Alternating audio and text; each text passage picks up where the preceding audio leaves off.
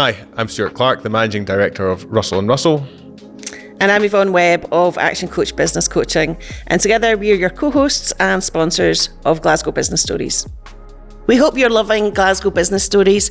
So if you are, please do us a favour and subscribe. New episodes drop every 2 weeks, and we want you to hear all the wonderful stories from the businesses here in Glasgow. So please subscribe now. Frank, welcome to Glasgow Business Stories. It's an absolute pleasure to have you on today. Yeah, thanks, Yvonne. So I guess many of us will know you in your career, but it'd be really good to get a snapshot of how you would describe yourself and your career and your coaching career to date. Well, very quickly, I was born in North Berwick. My mum and dad, dad had been in the Royal Air Force. He was in volunteer reserve just before the start of World War II. He was in Biggin Hill, just at the start of the Battle of Britain. And my mum turned up at his front, the guard room, and they got married. And he was posted up to Drem, which is just outside North Berwick. And I was the first baby in the Kingston Nursing Home in North Berwick. And from there, Mum and Dad really didn't have very much money. And they really didn't have, when I say they didn't have much money, they couldn't even afford a pram for me. And my dad went to his commanding officer, and it was Peter Townsend, who you might remember was Princess Margaret's friend for quite a while. And it was Peter Townsend who bought my pram. So then we went to Edinburgh, grew up in Leith in a single end. Mum was working every day that God gave her to make sure that I could have an education. And she insisted I would go to a fee-paying school. I was the only kid in the street with a blazer.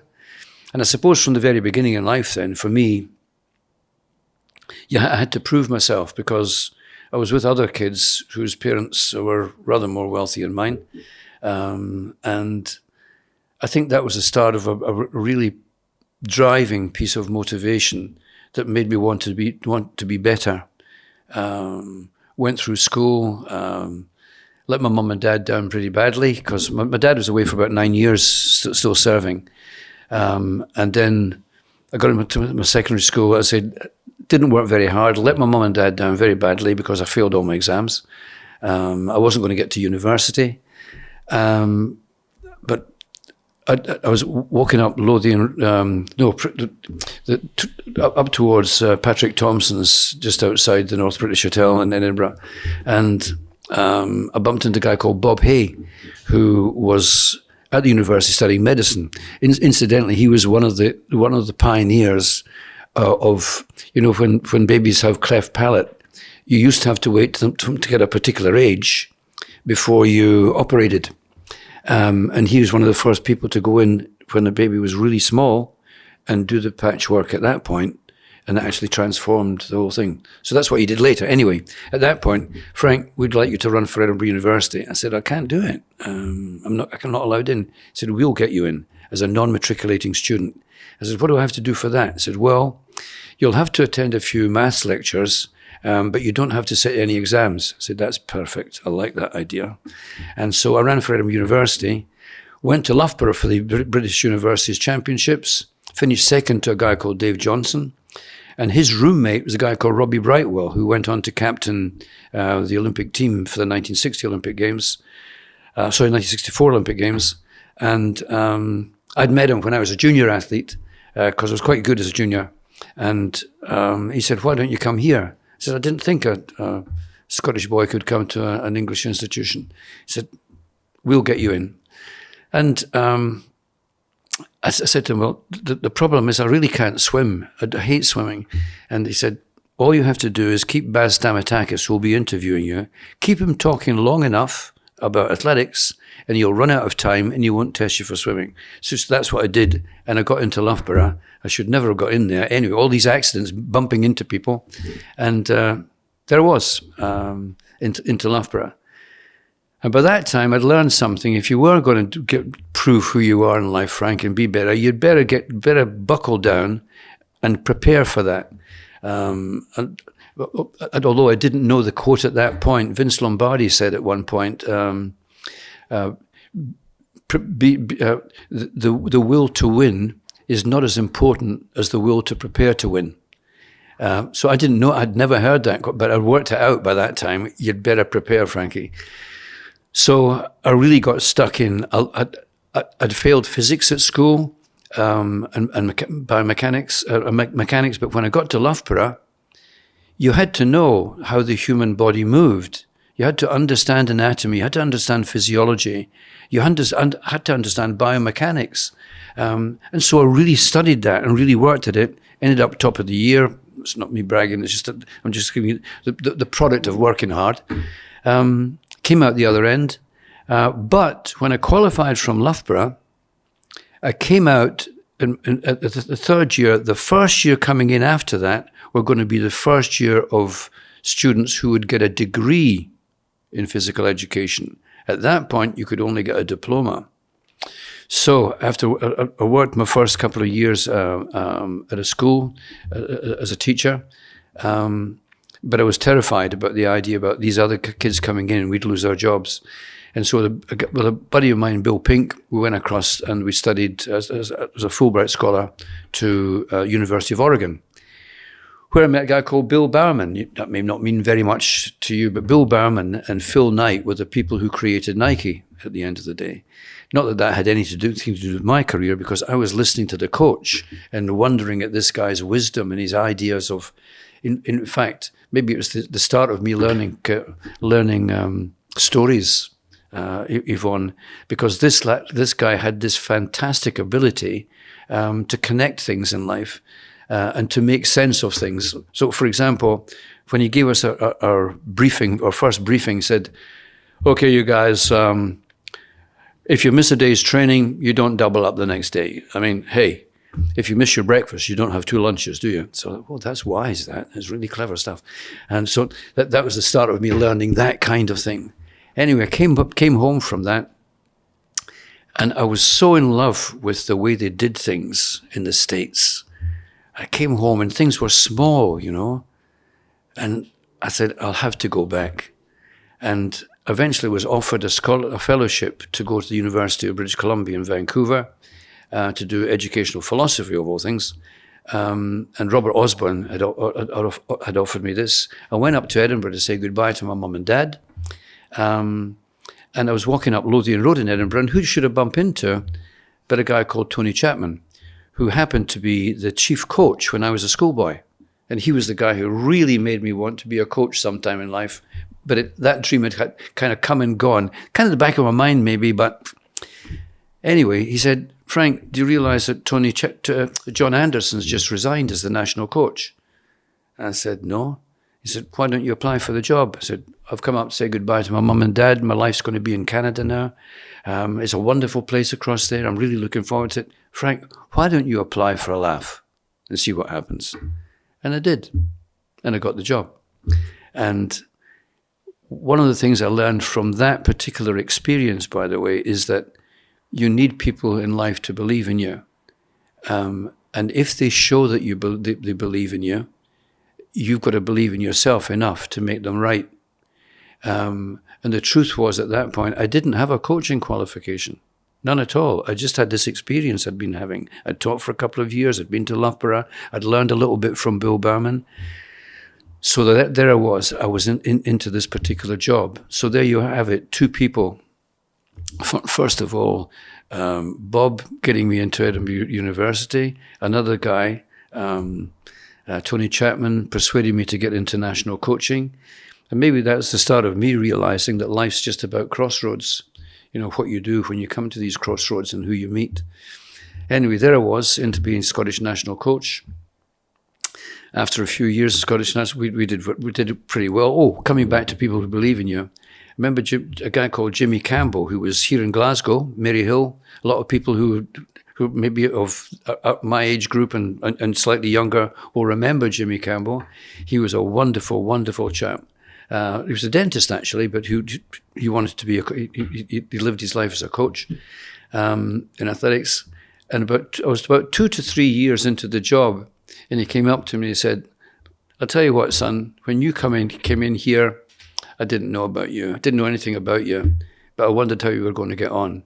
He said, but you've surprised me. You've grown into the job. And I really liked that idea, because after that, I think when people come to me and ask me for advice about a promotion or going to another position or whatever, I've always said the same thing to them. First of all, you've got to believe in you, because if you don't believe in you, don't expect anybody else to. That's the start of it all. And you've got to believe in yourself enough to go before you're ready. So if the moment you see the opportunity, you grab it. You don't wait. Don't wait till you feel you're ready. Go and trust yourself enough to grow into the job. Because if you don't believe you can grow into the job, why are you going in there in the first place? You know? And so that was me into that. Having a fantastic time in Scotland. We'd had a great Commonwealth Games in Edmonton, one of our best. And I came back home, and a guy called Harry Wilson, who was Steve Ovette's coach, happened to be in Glasgow here doing a bit of business. I was through in Edinburgh. He gave me a phone call. He said, Frank, would you like to come and have some dinner with me in Glasgow? I said, oh, great. He said, why haven't you applied for the director of coaches job for the UK? I said, Harry, look at it. I was just driving out of my house this morning. I was driving down towards the Forth. It was blue in front of me. I could see the snow on the top of the mountains, just the other side of Fife. Lovely blue sky. The sun was shining. I thought, where else in life would I want to be but here? And by the way, Harry, I've got everybody in Scotland eating out of my hands when it comes to committee stuff. So anything I want, I get. This is the place for me to be. He says, how would you like it if the new director of coaching was telling you how to behave in Scotland? So I wouldn't like that very much. I said, well, that's what the director of coach will have the power to do. Okay, Harry, I'll apply for the job. And I was lucky enough to get it. And there I was, the chief coach for the United Kingdom. What I'd learned up here in Scotland, I'd written for Scotland a new coach education program. And that was the one that was now going to become the education program for the United Kingdom. So I had at the back of my mind, by this time, what is the future of coaching? And what are the professional careers in sport and coaching? And I identified them as three. One, as a coach educator. And I'd got that, I already had that criterion because I'd written this stuff. Two, the coach as a practitioner. Well, by that time, I'd coached a young boy called Cameron Sharp here to get to the Olympic Games and so on. And Myra Nimmo, who went on to be the head of sports science going into the Olympic Games in 2012. So I had a bit of experience of that as a practitioner. And the third one was the coach as a leader, to being a head coach. And so these are the three careers you could have in coaching: as a leader, as a practitioner, and as an educator of the next generation.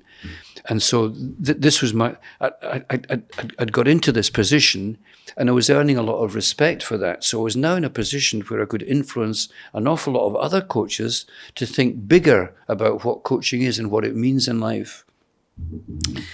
And then when I came, in the course of that, I bumped into this young chap called Daley Thompson. And I've not told this story very often. I was at Crystal Palace doing a coaching session, and Daley happened to be there. And I was watching him doing his sprinting. And I came across to him as he was walking past me. I said, Daley, that last phase, you're running out of legs. I don't think you should be trying to drive because you're losing control. When you are at full speed, you must learn to be light in your feet and as if you're running on eggshells. So he went away. Nothing else happened. About 3 weeks later, he gave me a call. Yeah, can we catch up in town, Frankie? We're walking across a street in Notting Hill Gate, and he said, how much would it cost me to have you as my coach? And I said, I couldn't put a price on that, son. I could not put a price on that. I said, we'll either agree that I can do a good job for you or we won't. And if we can agree it, we're together. And that was the start of our relationship. And Daley ended up with 2 gold medals, world records, and so on in decathlon. And that was a big learning trip for me because I have to say quite recently, I wrote something on social media.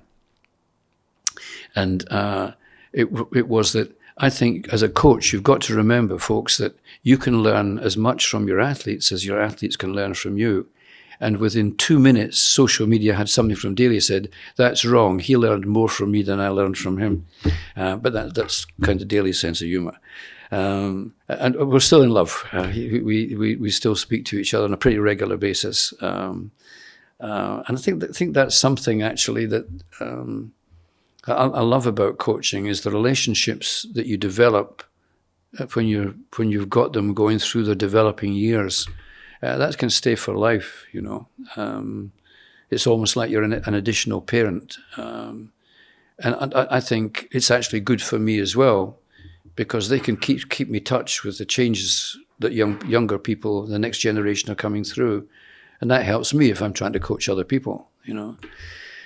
And so there you have it, 3 people in crossroads. Harry, going back through Tony, going back to Bob.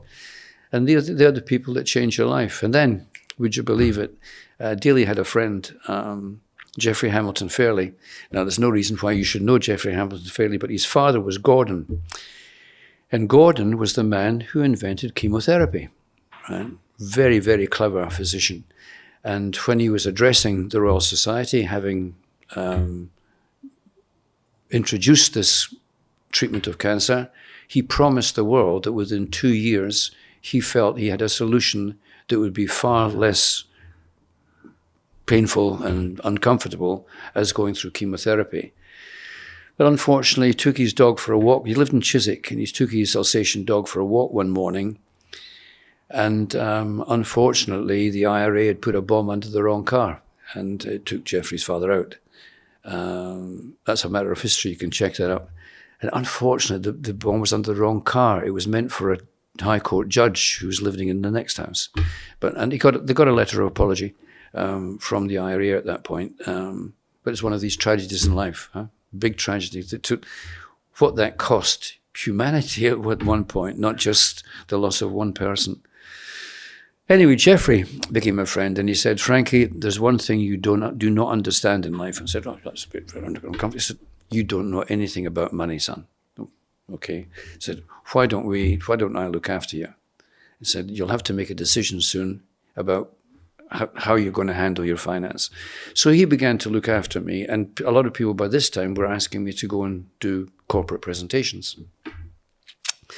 And it got to a point where I was very lucky as a coach, because I had all these great athletes at that particular period of time, and great coaches like Harry and Jimmy Hadley, and these guys. It was a wonderful period, and we got wonderful results in the world arena for the UK. But it got to a point where the BAB, for reasons that, okay, they had economic problems, but they were going to chop my budget by a third. And we were really far behind the rest of Europe at that point anyway on the budgets for coaching.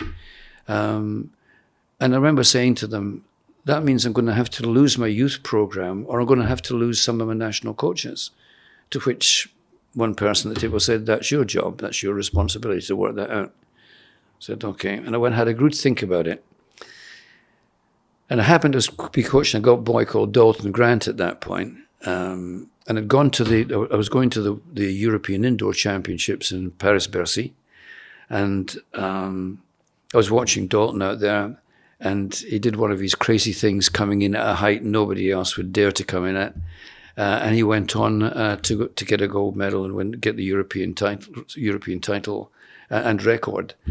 And I remember going to Charles de Gaulle airport, because we were going to fly in Varig to Rio, because by that time a guy called Berger,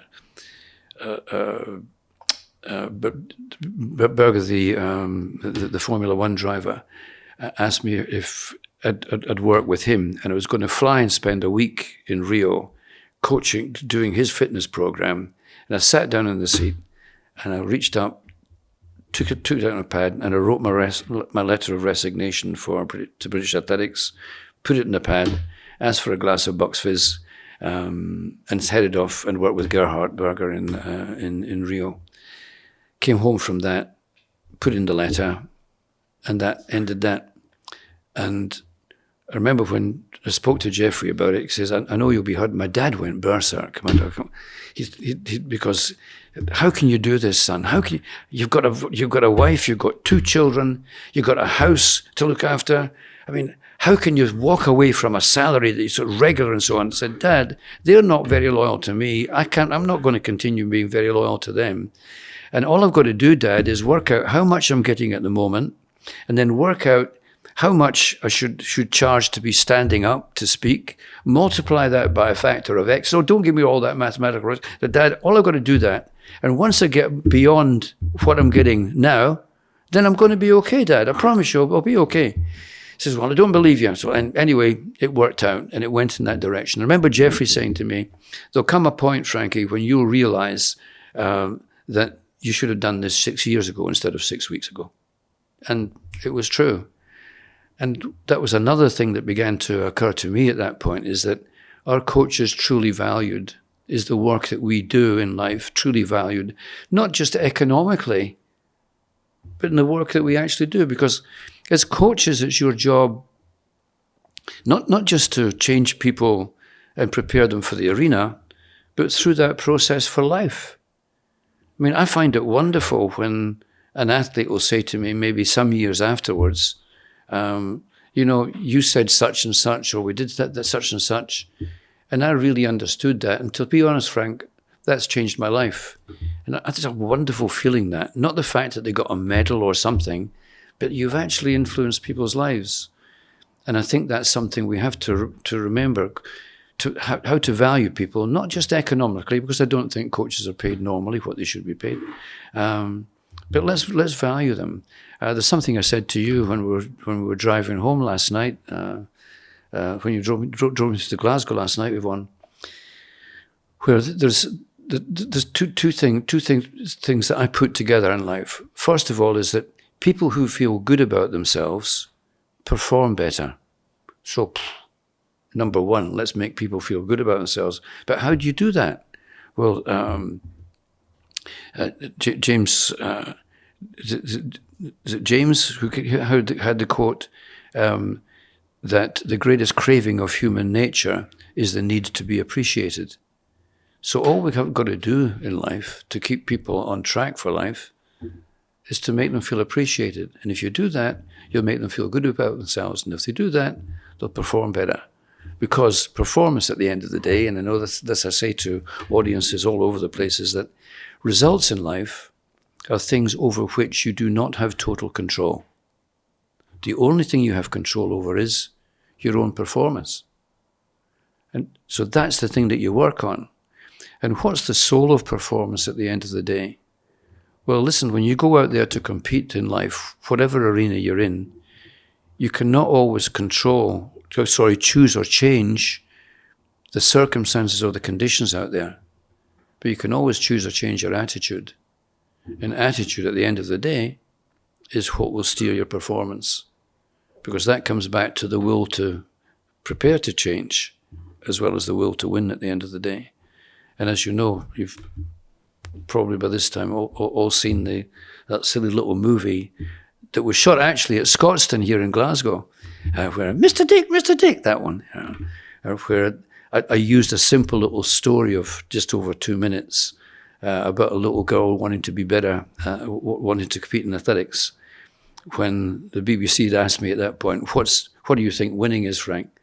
And I made this story, and the punchline in the story is, winning is being better today than you were yesterday. And what's that all about? It's your performance. And by the way, that's a never-ending story. You never stop learning in life. And, okay, one day you're not going to be around, but until that day, you can never stop improving your performance. And you could say, well, surely you retire at some point and you lean back from it. I don't know. If you're certainly in my world and your world, Yvonne, when it comes to coaching, we never stop. Mm. Yeah. And attitude and mindset have come through in what you talked about there. How much of that is just within somebody, and how much of that do you have to teach them? Well, I think you if you think what we try to do in life, whether you're a parent or whether you're a boss or whether you're a coach, whatever, is if you want people to win in life, perform better, whatever. It's got to be founded on learning and wanting to learn. And our fundamental job then, if you like, is to create a learning environment, the right learning environment for each person, because again, everybody's different. Everybody's different out there. And a learning environment for you, Yvonne, might not be the same one for me. That's just the way it is in life. And so it's through that learning environment, where are you trying to get to? As I said, we're trying to develop them technically for the arena, but behaviorally for life. We're trying to do all of these things. But how is that going to how do you actually change people? Well, I mean, we all make mistakes in life. And for a long time, I made a big mistake because I used to say to people, you've got to give people ownership out there. And I remember I was doing a talk to the young pilots who were training at Shawbury, RAF Shawbury. And I have to say, that's a very humbling thing to me when I get that opportunity to speak to young people in the military and so on going forward, because these young people that were sitting in front of me that day, it suddenly caught me right in the middle of what I was saying, and I was suddenly thought, you're a trivial person, Frank, compared with these kids, because in 6 weeks each one of these people are going to be in Afghanistan or some theatre of war. And not all of them are going to live to be another year older, right? And that really caught me. Anyway, I was talking to their leaders and so on about the importance of giving people ownership. There's a chap here there called Chris Moore. He went on to be Air Vice Marshal, and he was the head of cyber security for the Minister of Defence before he left the RAF. And he pulled me to one side and said, Frank, you cannot give ownership. Of course, no, you can't give ownership. It's not yours to give. It's theirs to take. And it's your job in providing a process to help people take ownership. And that's really the answer to your question, Yvonne, is for them that their taking ownership is about attitude, right? It's about an attitude to themselves, an attitude to the people that they will work with, an attitude to the world, right? And do you find coaches are a bit of an unsung hero in the athletics world? Yeah. It's very unfortunate. There's a tension there that's been since way back. I mean, I hope some of the viewers and listeners here will have gone to see the movie Chariots of Fire, and in it you'll remember that Harold Abrahams was being coached by a guy called Sam Mossabini, and he paid Sam Mossabini, and because he paid him, Sam wasn't allowed to go into the Olympic stadium to watch. He wasn't allowed to go in. He had to listen to the crowd. They romanticized that a little bit in the movie. He had to listen to it from the outside. Now, the paradox in this, Yvonne, is that when Harold Abrahams became the president of the British Amateur Athletic Board, or the 3A's Amateur Athletic Association at that point, he hated the idea that coaches should be paid. And when Jeff Dyson was going to become the first ever national coach, professionally paid national coach in the United Kingdom, he went out of his way to make Jeff's life miserable. He didn't want it to happen. In fact, the guy that he wanted to make national coach was Franz Stampfel, who was the person who was, he worked with Oxford University, and he was the guy who coached Roger Bannister and that particular group when they got that wonderful day, the first 4-minute mile. Remember, but that was Franz Stampfel, but he was never paid. And as far as Abrams is concerned, that would be good enough to be coaches. Well, not much of that attitude has changed, Yvonne, over 100 years. And I'd like to think that as world athletics is beginning to move towards the possibility of a coaches commission, which would put coaches at the table to inform the decision makers of the decision makers' decisions, I think that will help us change to move to a more professional footing for coaching, because I know we had this chat at breakfast.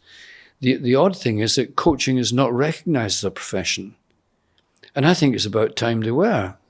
And I'm not talking about profession as a commercial thing being paid. There's another thing about professional, and it comes back to your word, a professional attitude, right? Professional standards. And I know an awful lot of people in life who've coached athletes to get Olympic gold medals in the Olympic Games, and world records, who've never been paid a bean in their lives, but they've believed in the process they've had an attitude, they've developed attitude to winning in their athletes, and that's got nothing to do with economics. Coming back to Harry Wilson, who persuaded me to go for the director's job, I remember he used to get on my case when I was the director. I said, "Frank, why are you not working to make sure that coaches get more money?" I said, "I am, Harry. I'm really working as hard as I can, and I will keep pushing on that. But here's the question, Harry. If I gave you $1 million tomorrow, would you be a better coach than you are today?" He says, "That's beside the point." I said, No, it's not beside the point, Harry. It starts off with your attitude to be the greatest in the world at what you do. It's be very nice, and I'd love it if you were compensated properly for that. And I'll spend my life trying to get to that point. But in the meantime, let's stick to the standards that we've got, because you are the people who are writing the standards for the world. And do you think it's just within athletics that coaches, because other sports, coaches maybe are more recognised or get shout-outs more often and plaudits from people. Is it just athletics you think it's kind of undervalued? I think it's pretty general. And I have to say, not all coaches are given the respect for the hard work that they do. For example, if you look at the English football, professional football, if you look at the managers in the Premiership and the managers in the Championship, all of these managers, take a guess at their average tenure. 10 months or 14. 14.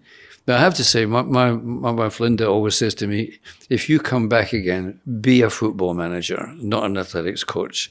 Because it's not a bad life, is it, eh? You get a contract for 4 years.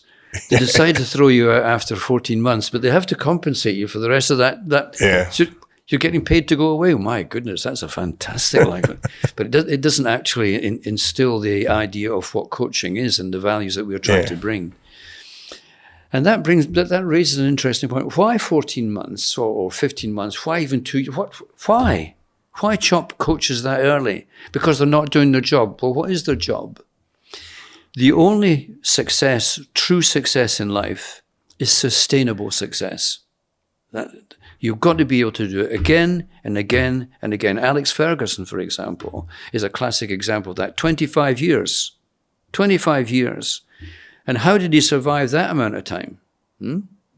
Well, it started off where he almost didn't survive. You'll remember that great occasion when it was Alan Hansen on BBC. I think Alex had lost 3 games with Manchester United on the trot, and that doesn't happen very often in any club. You're on your way at that point, and at that point, Manchester United were obviously quite far down the league at that point. But at the top were Blackburn Rovers, and they were going to play Blackburn Rovers, and when they went out there, Alex had picked his team. Quite a few of the names in there, nobody ever heard before. They were kids. And Alan Hansen's comment was, you don't put boys out to do a man's job. Well, they beat Blackburn Rovers that day. And the boys that he put out for the first time were David Beckham, Scholes, Butts, the 2 Neville boys, and Giggs. Right? Kids. There's your future all the time. Can you make sure that you've got your next generation ready to move in? And so coming back to losing your football manager or your coach, if you're looking for sustainability, you must be looking at where the game's going to go and be preparing for that. Of course, people want you to get results every weekend. But I remember when Alex was interviewed by a fantastic interview, a lady in Harvard Business Review, October 2013. Go back, if you can get a chance, go back and look at that interview. And she was asking Alex about the sustainability. And he gave 10 really good answers. And the first one was, it's about the club.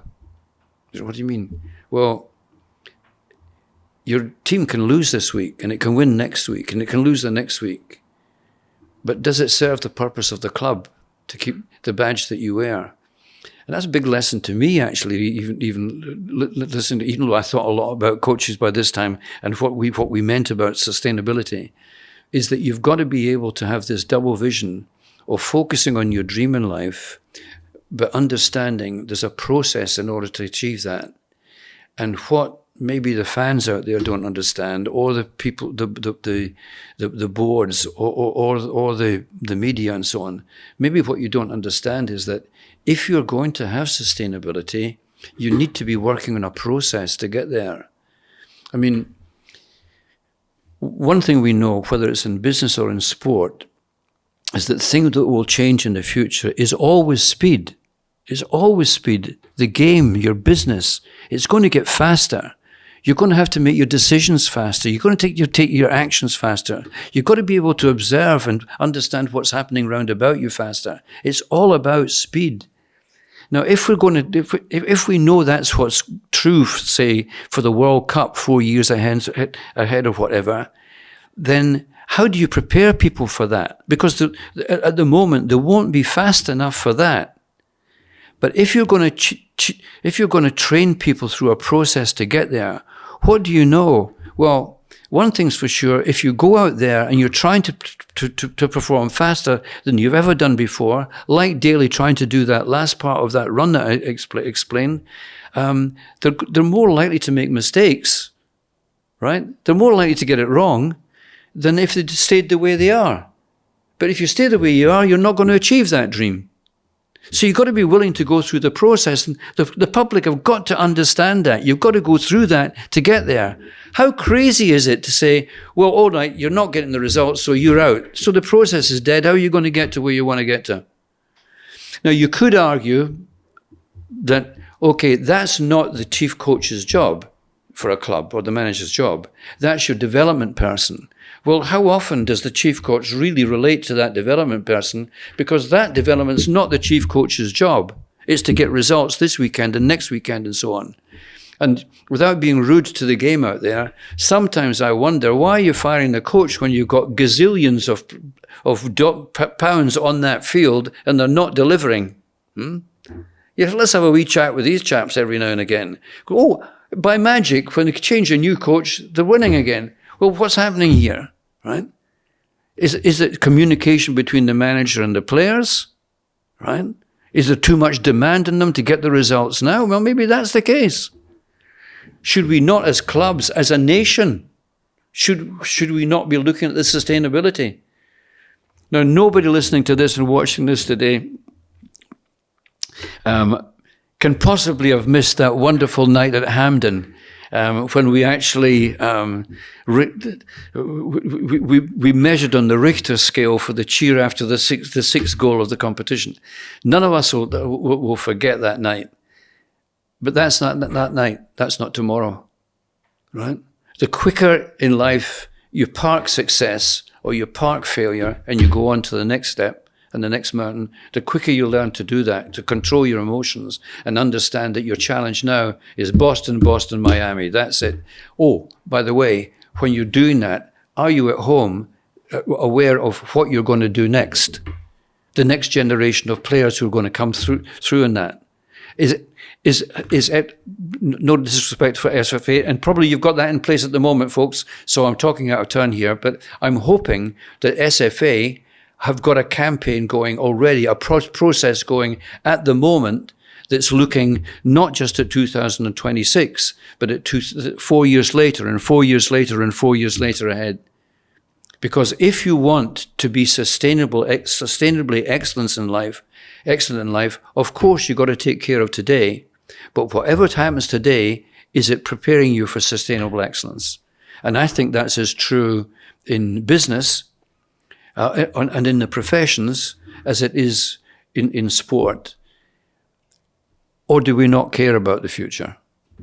I think it's, what you go back to is like, what does winning mean? Do you know, is it winning today but not tomorrow, or is it long-term sustainable success? And there's always going to be setbacks in the way, but it's how do you plan so that you're always moving forward and always being better than yesterday, as you said. That's a really good point, because, of course, let's try to be better today than we were yesterday. And that rule applies, doesn't matter what happens anywhere else.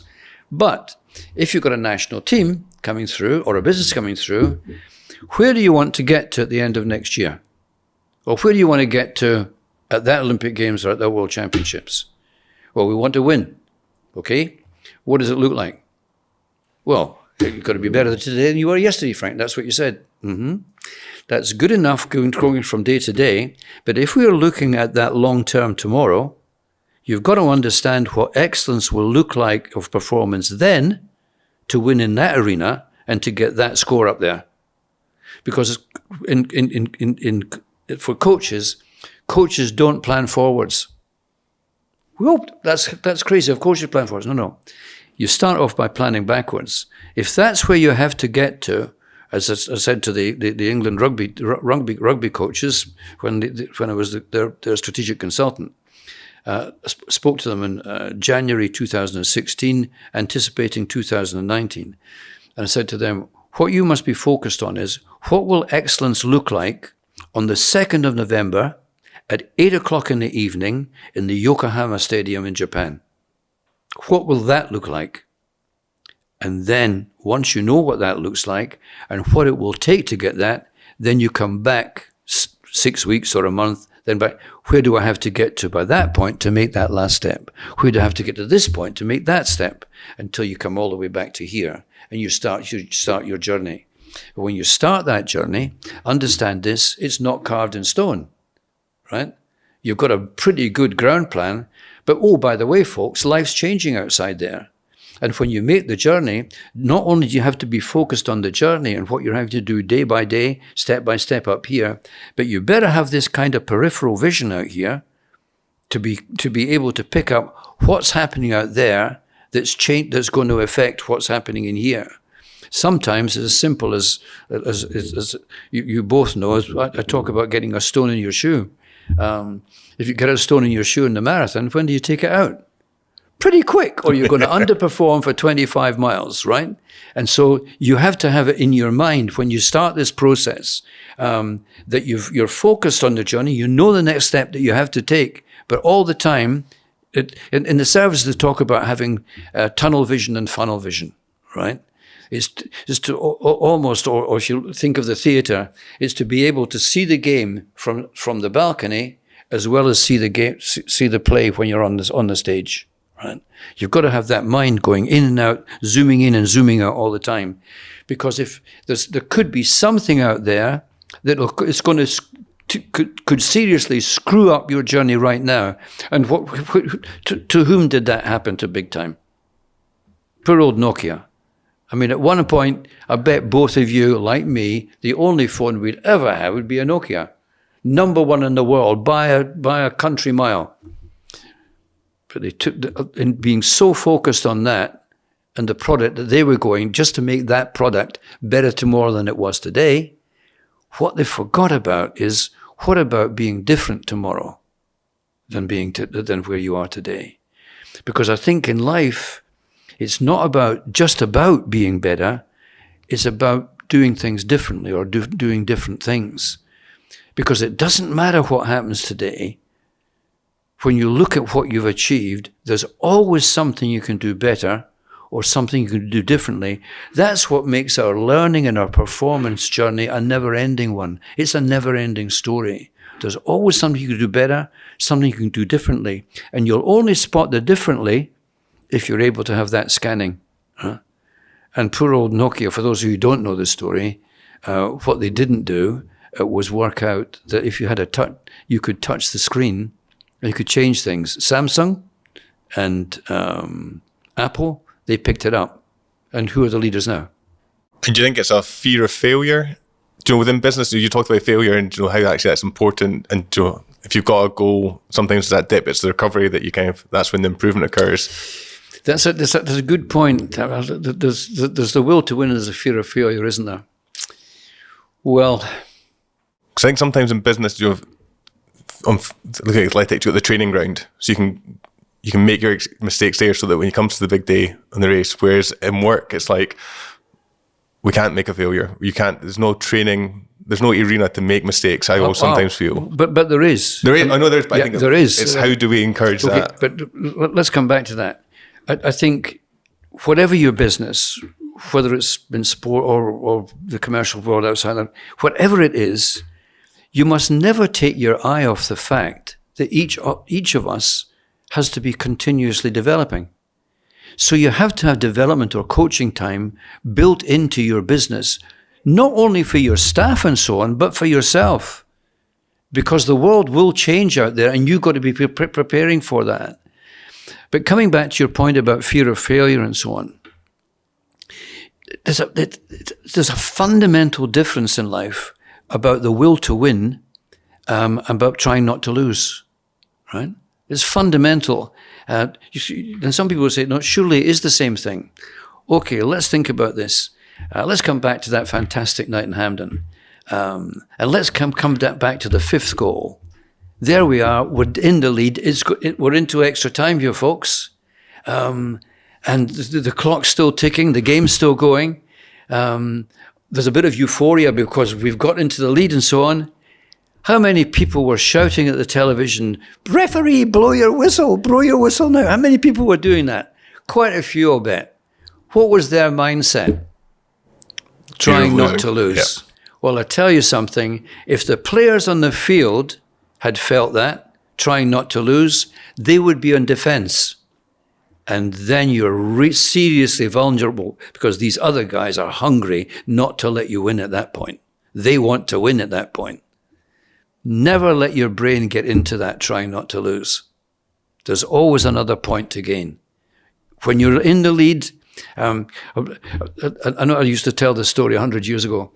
Nothing used to annoy me more than to listen to a commentator saying, here we are at half-time and Scotland are losing 2-0. Well, how can you be losing?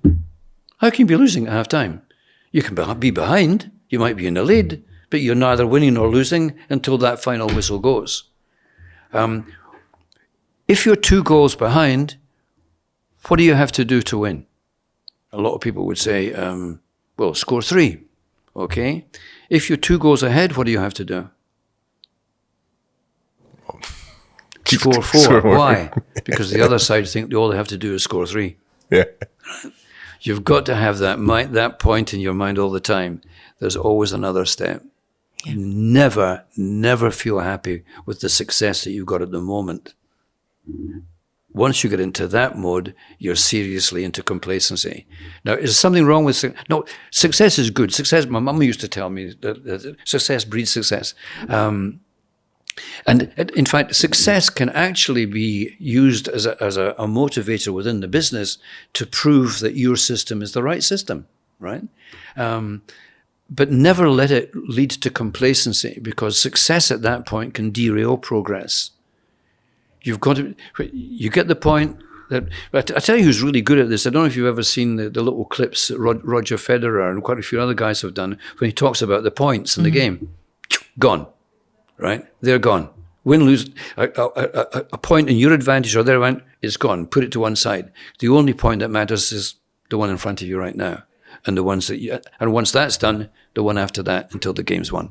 So also, if you've got there by taking risks, if you then go, I'm here now, I'm going to protect and stop taking risks, it's it's a complete, you've changed your mindset. So why would you stop doing what's working? That's why I love that line. The greatest risk in life is not to take a risk. Yeah. So Frank, coaches in sport, I can't think of a sporting team that doesn't have a coach or athlete, but in business it's less prevalent. Why do you think that is? It probably comes back to, well, why do we need that? We don't need. Some people just don't believe the team don't need development, or a good bit of motivational chat from the woman or the man at the top. That's going to be enough, but it's not. I say that and I know you've heard it 1,000 times, you guys, a winning culture is founded in a learning one. If you're not continuously learning, you can forget continuously winning. It's just not going to happen, because what was good enough what you've learned to get to where you are today is not going to be enough tomorrow. And if you don't believe me on that, just think of this. When Linford Christie got the Olympic gold medal and equaled the world record, that time would not be good enough to get into the final today. A world record is tomorrow's average, right? And a lot of people say, well, come on, you can imagine, when a lot of people ask me this, there must be a limit to it. I know. The point is, we have never truly understood what the collective potential could be if we really understood the physical, really understood the mental, and really understood the emotional. If you combine the potential of that, who knows where it's going to go? Well, it'll never be 1 second for the 100 meters, Frank, will it? I don't know. Not at this point. I can't possibly say. And what projects are you working on at the moment then? Because we had a conversation a good while ago about never stopping, always continuing. So what are you working on just now? Well, first of all, I'd like to be the person that invents how you deal with black spot, rust, or aphids on roses. I'd like to be the person that cracks that one, because Linda and I are very proud of our garden. We really love that. And I particularly would like to get a bigger collection of ferns. Let me tell you why. Because this is how my silly mind works. What do ferns, lichen, and dragonflies have in common? No idea. They're all in your garden? That's true. But they were all on the planet at the same time as the dinosaurs. The dinosaurs adapted. The dinosaurs didn't adapt, and they did. Right? So I love them to bits for that. And I remember I was going to start a collection of ferns. Right, I've got about 50 varieties now, but way back I was starting, and I went to the garden centre locally, and I spotted a fern that I didn't have, and I went to the counter and said to the lady, I'd like to have this. And I said, do you know that there's over 20,000 varieties of fern in the world? She says, really? She says, and I've only got 6. I've only got 6. 6,000? No, 6. Yeah. And so I'm pretty modest in that particular ambition, but I'd like to get more of that, because I'm fascinated about that something could have gone through what the dinosaurs did and come all the way through. And these dragonflies, which I think are some of the most beautiful creatures in the world, I love watching them. And one of the reasons I like watching them, and I'll come back to answer your question in a second, one of the reasons I like watching them is that I'm passionate about Leonardo da Vinci. I've got almost every biography that's ever been written about him, and in particular the most recent ones by a guy called Isaacson. And in the story that he writes, he was trying to identify what made Leonardo da Vinci great and different. Well, it was 2 things: his ability to observe and his ability to connect. Now, how about this for an observation skill? He spent months watching dragonflies, and he was the first person to know the order in which the dragonfly's wings were beat. What a power of observation. But I love the connection part, and this comes back to storytelling that we've spoken about often enough, is the ability to create connections between one thing and another, to create analogy or metaphor, if you like. He was the first person in history to describe the circulatory system in our body. Can you imagine what he was looking at in nature that encouraged him towards his conclusion of what the circulatory system looked like? Think of something in nature, something that we'd pass every day. There are a few of them probably outside here in the street. from nature? Trees. Absolutely right. Trees. He looked at trees and he thought of how the small twiglets led to twigs, led to branches, led to the bigger branches, led to this great trunk. And that surely would be how the circulatory system worked. So I love this idea of finding analogy. And that's the root of finding my stories, Yvonne, is to look at a picture of something and give you a picture in your mind through a story to help you learn something. And you do this exactly the same thing with the people that you're coaching. Right? And so, for example, we were all together yesterday, and I was pointing out the importance of relationships, right? And part of the answer to your question is, I really want to understand that stuff far more because I don't understand it enough. How do we make relationships happen and last and be effective? Because I don't think in life we can really move forward if we don't relate better. In a bigger picture, I'd like to think that we get a better relationship between Russia and Europe and the rest of the world, for example. That's a relationship, but relationships come all the way back to our own families and our partners and so on. And in that, I believe one of the most critical things is understanding that we have to have a space between each other in life. I was first reminded about this by getting it wrong when I was a teacher for the first time, when I was having coffee with the head kids on a Sunday evening, and the headmaster said, "Don't get too close, or they don't know who you are." And that was a big lesson to me, and I likened it to the spark plug. There's a gap in the spark plug that's very specific, and if it's not there, you don't get a spark. But because you can't see it, some people think, well, just close it up. Why bother having it? Well, if you close it up, if you get that close, there's not a spark. And the whole system doesn't work properly. Oh, I know, you better make sure there's a gap. Make it too wide, and there's not a spark either. And so it's getting that little gap between us, between you and your partner, between you and the kids, between you and your clients and so on. It's so important to work out what that is, because that gap is what makes the whole thing work. And I think when you're looking at projects, is to look at other ways of learning, if you like, because I don't think we know enough about learning yet. There are going to be better ways for us to learn. And if we can't work that out, how can we do our job, and how can society and community grow? And coming back to starting this point about relationships, if we do not get a proper understanding of relationships going forward, I cannot think how humanity can survive. So, Frank, we could talk to you all day. Just so many stories, so much wise words, so many experiences. I guess just to come to kind of a close, of all the people you've worked with, of all the experiences you've had, what are some of the proudest moments that you've felt as a coach? Well, I suppose one of them actually was when I was Scottish national coach. We went to Edmonton for the Commonwealth Games, and I had a relay team which has David Jenkins, Alan Wells, Cameron Sharp, and Drew McMaster. Oh, and the funny thing about that was it started with the tallest guy and it finished with the smallest one.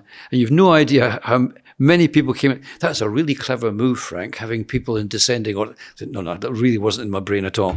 But there was no chance. That is a lineup. Of course, Alan Wells was running, but who were these other guys? For a 4x100 meters, not a chance. Well, I got to the semi-final, and bearing in mind, you got Jamaica out there, you got Canada out there, you had Australia, you had England. What chance were we going to have against them? Got to the semi-finals, and we got in the final. Okay, and every night when I go on these camps, these competitions, I always took time out to get away from it and have a run in the evening to clear my mind and to think about more about tomorrow, what I learned from today, and so on. And this run from Edmonton went out of the village, along a road, down a hill, round a lake, and back up again. I was going round a lake. There was a Canadian coach coming from the other side, and I remember he shouted across, "Good luck tomorrow, Frankie." but I don't know. I said, oh, thanks, mate. And I got it back up. The next night, would you believe it, we had the Commonwealth gold medal and the Commonwealth record, by the way, on that night. Absolute miracle. And I'm out running around the lake again. Who should be approaching me by the same coach? And he shouted across, Frank, you were great today. And I said, I know. I don't know what, it just came out my mouth straight away. And I thought, how arrogant that was. But I tell you something in life, you don't need people to tell me if you've done a good job, tell you when you've done a good job. You know it, right? And it's not arrogant to admit, yeah, I'm pretty happy with what I've done. And I'd like us all to feel the same way on that. Obviously, I'm proud of Daly, and I'm proud of Katarina Witt, what she achieved in ice skating. Really pleased with people like Dalton Grant, and of course with some of the athletes that I worked with up here, Cameron Sharp, Myra, and so on. And also my wife, Linda, who's got into the British team as a 400 metres hurdler. Well, look, thank you for coming on today, Frank. We really appreciate your time, and hopefully next time you're up, you'll join us again. Yes, I'd love to do that. Thank you. Thank you for the privilege. I do appreciate it. Thank you. Thank you.